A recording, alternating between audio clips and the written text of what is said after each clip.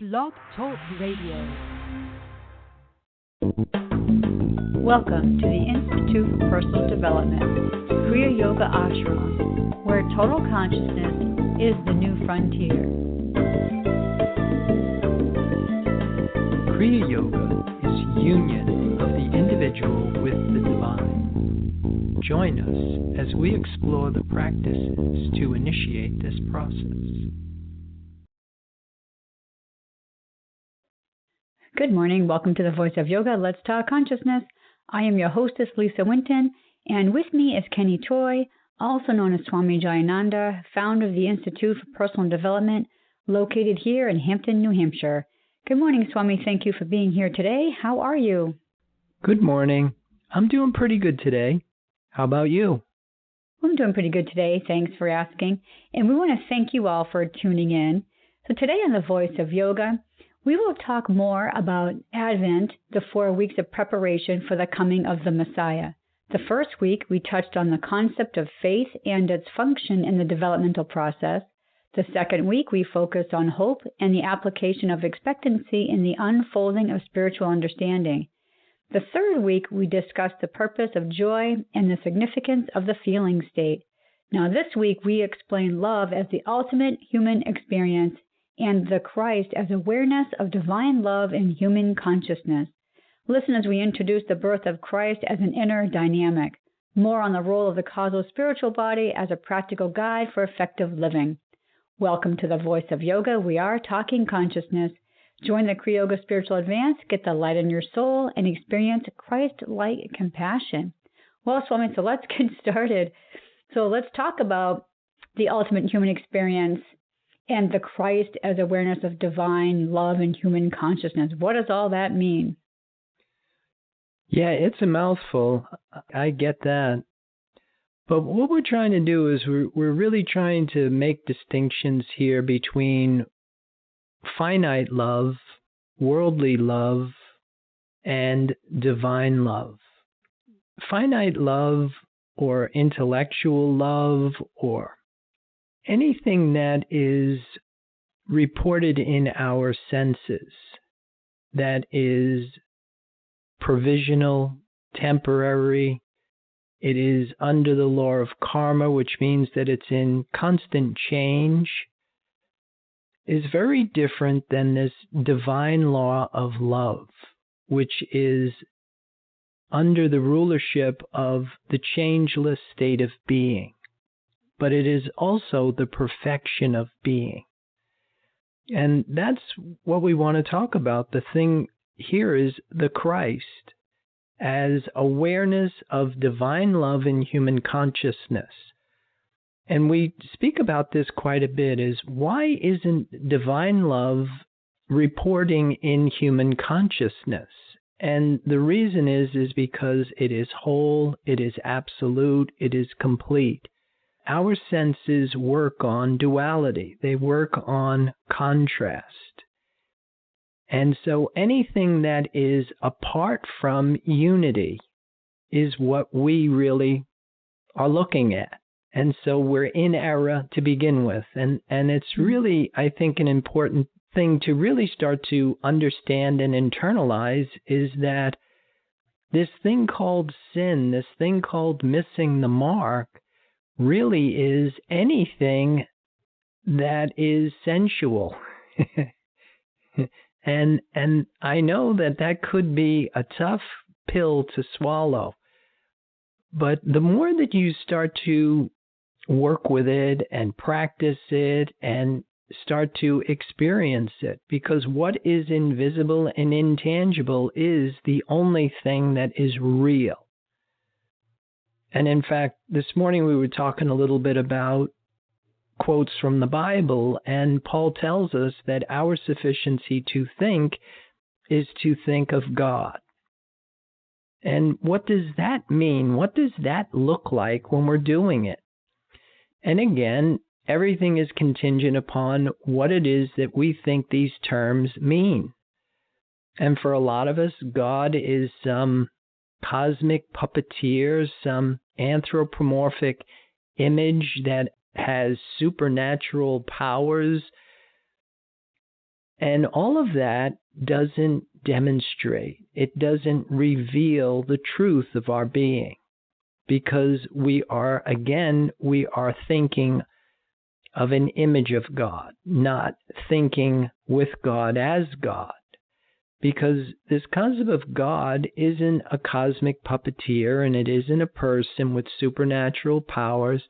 It is the force right now that is supporting, governing, controlling, and sustaining life. But it's not life as we think we know it. It is eternal life. It is life that is unchanging. And so as we start to understand this term called love, this term called life, and the laws that govern these principles, then we start to get a whole different perspective of who we are and what life is. And the thing about it that I'm finding is that there's a lot more clarity, a lot less ambiguity and confusion that comes with it. Mm-hmm. So how do you break down to explain love as the ultimate human experience? Some people think that they're doing it right now. Right. And the ultimate human experience is when you realize that you are an eternal spiritual being, that you are in the image and likeness of this divine law. And if your image is tangible, whether it be invisible and tangible or visible and tangible, then it's provisional and it's not going to endure. You're going to be under the law of karma, which is life that can become death, which in this model is an optimal. You want to choose the love that is eternal, that is absolute goodness, that can't become bad. You want the life that can't become death. So if we're looking for material means to substantiate our understanding of love, if we have it or don't have it, then that's where we are truly missing the mark here. Well, not entirely, because you do really have to use the testimony of your senses, but you want to use it more as a compass than as the point of validation or verification. It gets confusing and complicated because you can't rely on the testimony of your senses as your source of validation, but you must use it to make sure that what you are drawing from is producing the right outcome. So in other words, if you think that you're spiritual, but you are suffering with sickness and poverty and all of these things that don't come under the heading of optimal or even have the reflection of divine quality, the perfection of being, where everything is in perfect harmony and balance, and there is no lack or there is no sickness, that everything is absolute goodness. And goodness is an indicator that you're closer to the principle of life than badness. Sickness, suffering, all of that are indicators. But it's not the end-all be-all, because you can still be living out from the world and experiencing wealth and health and things of that nature. The difference is that your experience of wealth and health is under the law of karma, which means that it can change and become bad health, or it can become poverty. Whereas your optimal position would be under divine law, which is absolute health. It's absolute wealth, and it can't become anything but goodness. Does that help at all? Yeah, I do think so. I have another comment or question. to ask, and that is, people refer to Jesus Christ, but through our studies and research, it's really Jesus should be thought of Jesus the Christ. And I'm wondering, can you kind of give us an explanation of the difference between the two? Yeah, I think a lot of us grew up thinking that Christ was Jesus's surname and kind of like his last name. So he was Jesus Christ. But Christ is really a title. Christ is the symbol for, or the word that's used for, the Messiah. And that's what we said in the opening, that the Christ is awareness of divine love in human consciousness. It is something that is readily available to each and every one of us. And it is what enables us to make this transition from material understanding, material law, material values, into divine law and the principle of divine love. Is that what we're talking about when we say that Christ represents the indestructible man? Right. That all life really is an expression of this indestructible principle. And you can call it life, you can call it spirit, you can call it love, you can call it principle. There are all these different terms that you can use for it. And Christ is what makes that intelligible to human consciousness, because it doesn't report in our five sense mind. So obviously this is a week of Christmas. And I remember last year we had a show and we talked about Christ Mass. We broke down the word Christmas.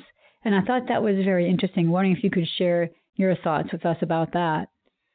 Yeah, it's more of a communion with the Christ.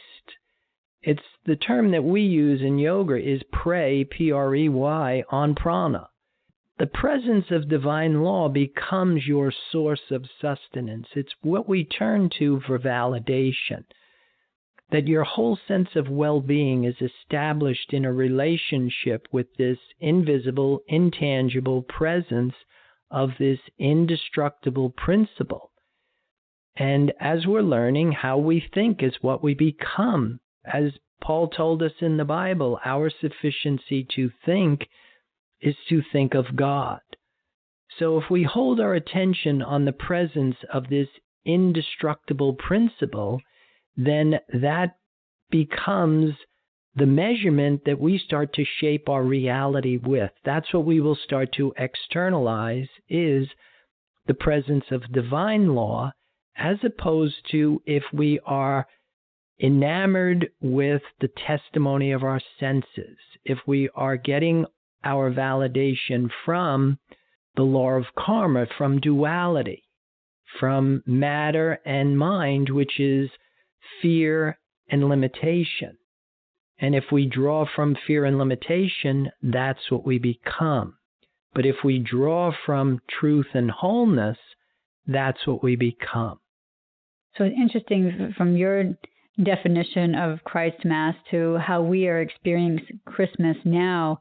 Really kind of seems like we have fallen short of the mark there as well. Yeah, and a lot of it comes down to what are we trying to do? And that's where I think the big distinction came between other denominations of Christianity and what Mary Baker Eddy discovered with her Christian Science. She really started to understand that Christianity was a science, that spirit was a demonstrable principle. And that was more in compliance with the early commands of Christianity. Jesus said that he wanted us to heal the sick, to raise the dead.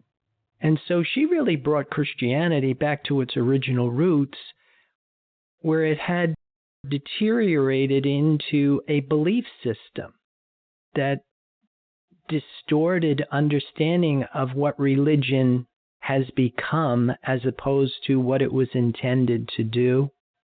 All right, Kriya, I think this is a good place to pause to hear a word from our sponsor. So listeners, we will be back with you in just a few moments. Yoga Theory 1, Human Development and the 8 Essential Stages of Kriya Yoga. This program is a comprehensive course that will help you get your arms around the science of Kriya Yoga. It provides a clear understanding of the goals and objectives behind yoga, along with the physics of spirituality. It includes the practices, supportive concepts of Kriya Yoga, and the process in human development, apotheosis, the process of the human becoming divine. A complete guide on how to become a human in the adult state. Get the light in your soul and experience the simplicity and joy of union with the divine.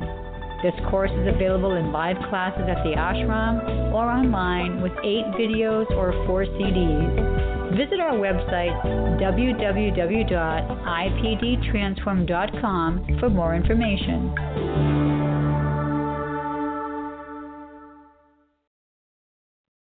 Welcome back. For those of you just joining us, you're listening to The Voice of Yoga, and we are talking consciousness.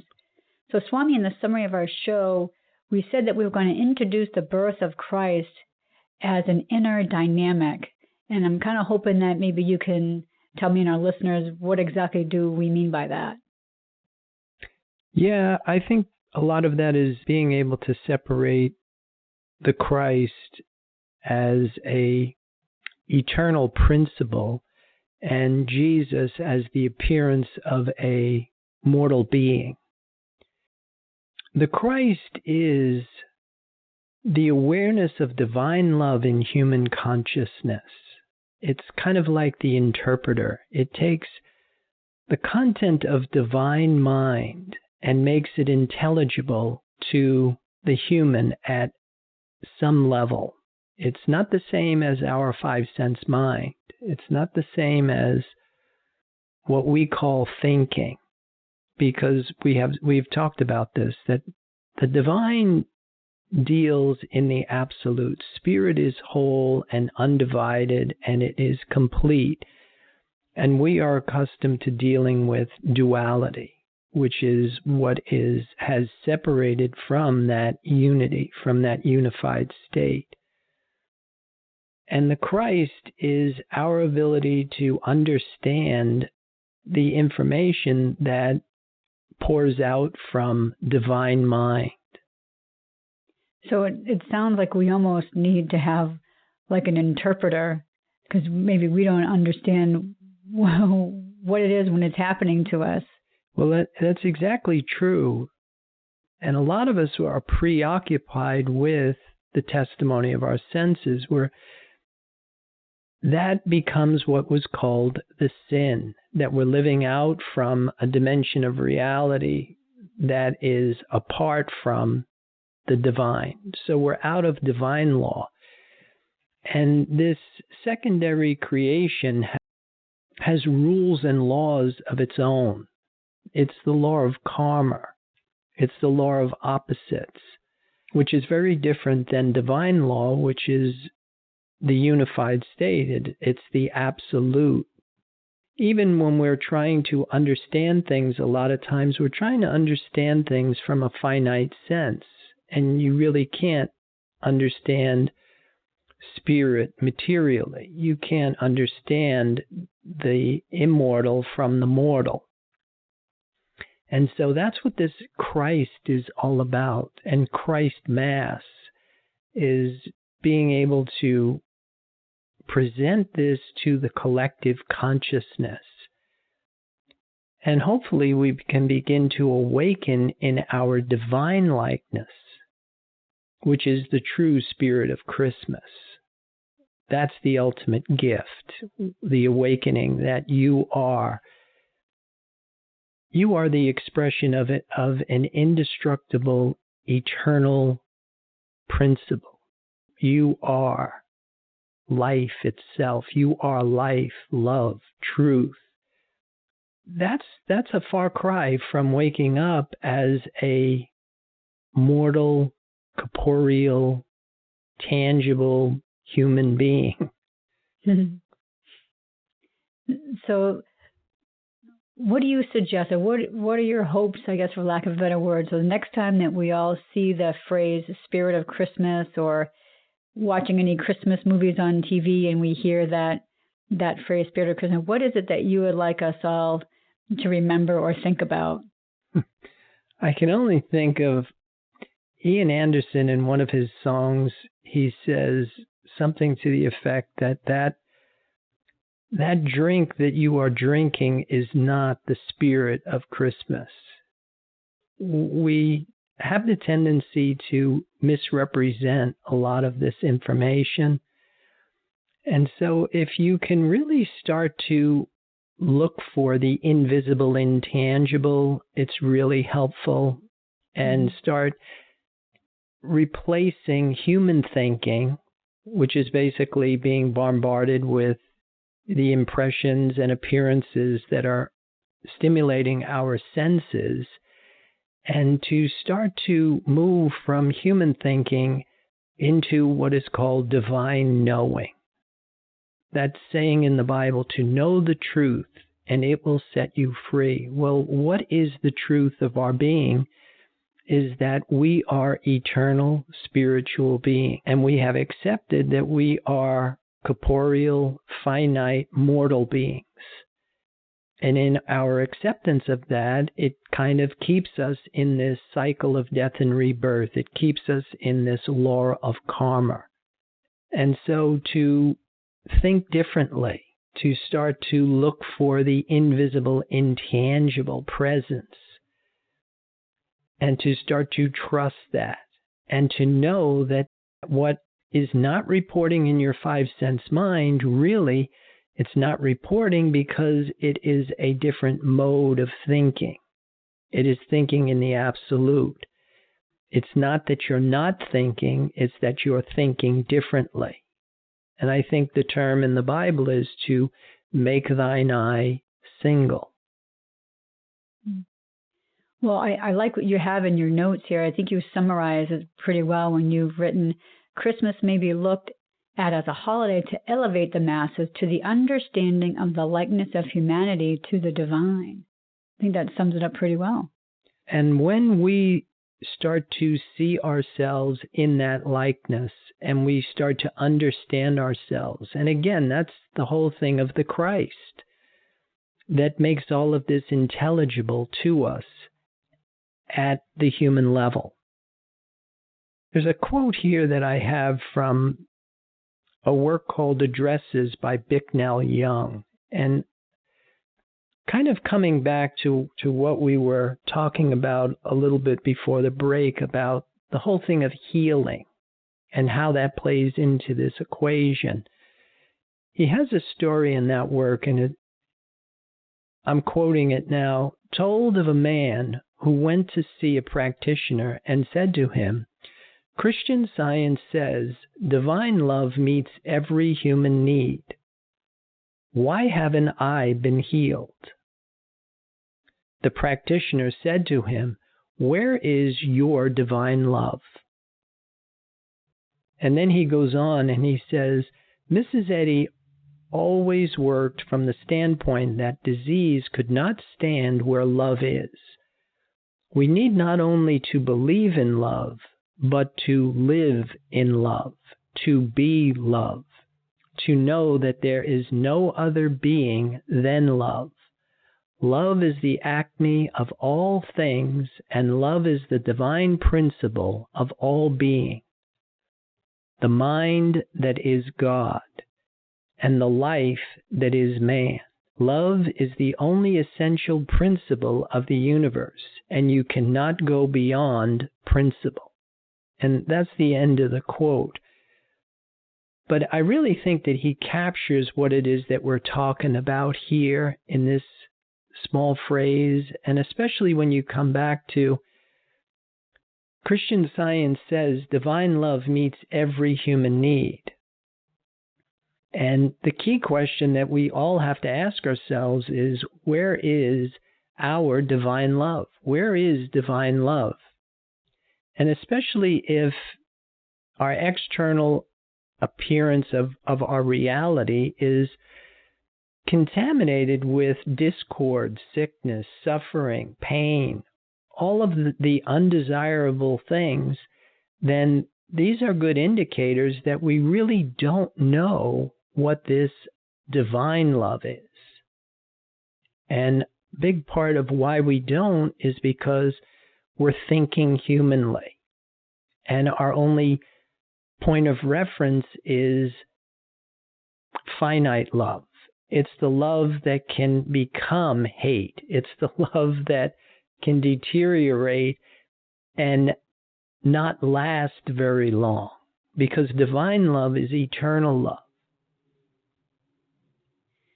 So we may get ourselves a little mixed up, because I think we think that this time of the year, that's when we're supposed to, put forth, charity and giving and all these other things. But then that's just putting a belief in that the conduct is us showing love, and that's really not what it's about. Right. The other thing is this whole thing of divine knowing. Because, again, if we understood creation as it is divinely, then there is never anything needed.